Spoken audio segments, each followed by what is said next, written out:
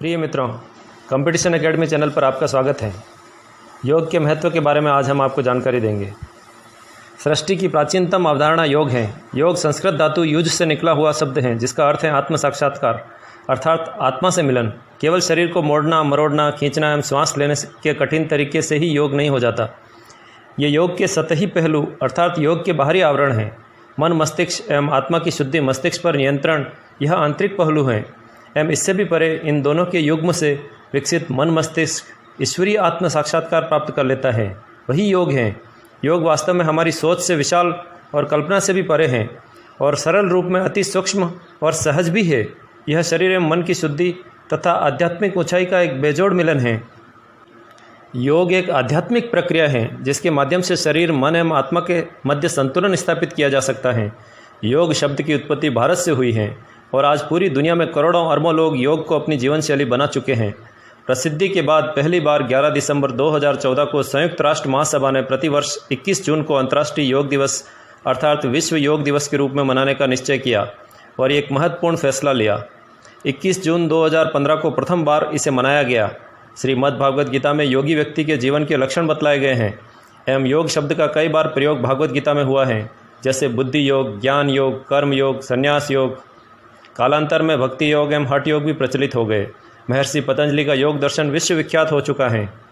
योग का अर्थ है समाधि अर्थात चित्त की वृत्तियों का निरोध। योगः कर्मसु कौशलम अर्थात कर्मों में कुशलता ही योग है। अतः योग शब्द का अर्थ बहुत व्यापक और सारगर्भित है। भगवत गीता में कहा गया है कि योग क्षेम वहाम्यहम अर्थात योगी व्यक्ति की सभी आवश्यकताओं की पूर्ति ईश्वर स्वयं करते हैं।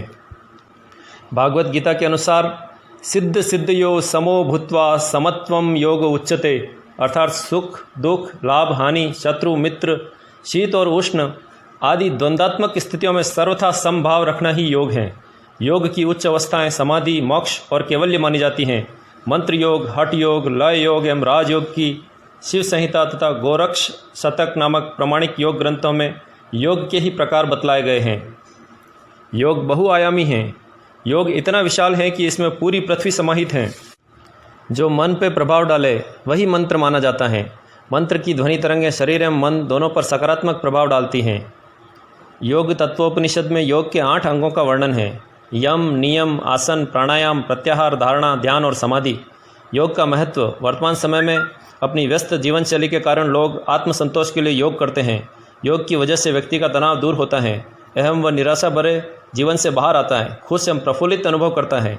शरीर एवं मस्तिष्क को राहत और ताकत मिलती है, मोटापा कम होता है, कई असाध्य रोगों से मुक्ति मिलती है। अतः योग सर्वत्र एवं सभी के लिए प्रकृति का महत्वपूर्ण उपहार है एवं विश्व को भारत की तरफ से भेंट किया गया एक अनमोल उपहार है। योग के अनेक लक्ष्य हो सकते हैं। स्वास्थ्य में सुधार से लेकर मोक्ष अर्थात ईश्वर का अनुभव प्राप्त करने तक इसका विस्तार है। योग के कुछ प्रसिद्ध ग्रंथ निम्नलिखित हैं। योग सूत्र महर्षि पतंजलि द्वारा रचित, योग भाष्य महर्षि वेदव्यास द्वारा रचित, तत्व वैशारदी वाचस्पति मिश्र द्वारा रचित, भोजवृत्ति राजा भोज द्वारा रचित, गोरक्ष शतक गुरु गोरखनाथ जी द्वारा रचित, योग वर्तिक विज्ञान भिक्षु द्वारा रचित, योग सार संग्रह विज्ञान भिक्षु द्वारा रचित, मणिप्रभा रामानंद यति द्वारा रचित, शिव संहिता और श्रीमद् भागवत गीता, जिनके रचनाकार के नाम आप जानते ही होंगे। यदि आपको हमारा ये वीडियो पसंद आया हो तो कृपया हमारे चैनल को लाइक और सब्सक्राइब करना न भूलें। अगले वीडियो में नए सामान्य ज्ञान के साथ कुछ विशेष विषयों पर चर्चा के लिए फिर मिलते हैं। तब तक के लिए धन्यवाद। जय हिंद, जय भारत।